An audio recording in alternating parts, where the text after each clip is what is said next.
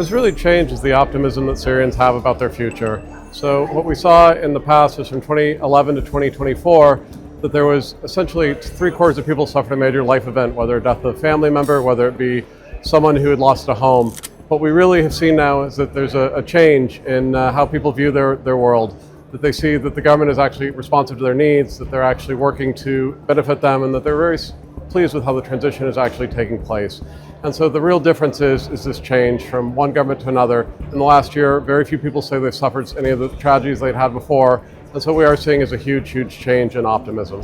So the real issue for Syrians personally is the economy. The problem with the economy for them is that they say that they don't have enough money to basically feed themselves, that they're really struggling with their basic needs, and that the government needs to address poverty, job creation, and inflation.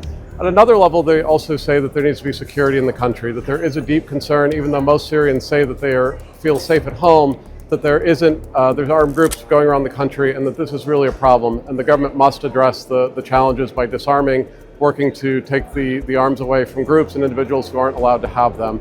And really the third issue then becomes transitional justice, that people want justice, they want the perpetrators to face justice.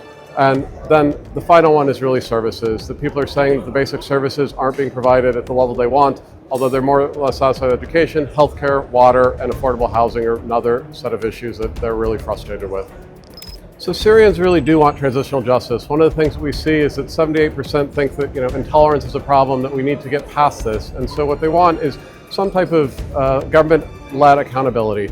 And that includes slightly different views. The main thing that they want is for accountability for past crimes, that the perpetrators to face justice, to be brought to trial, and to bring justice in that way. They also want a truth and reconciliation. They want to know what happened in their past.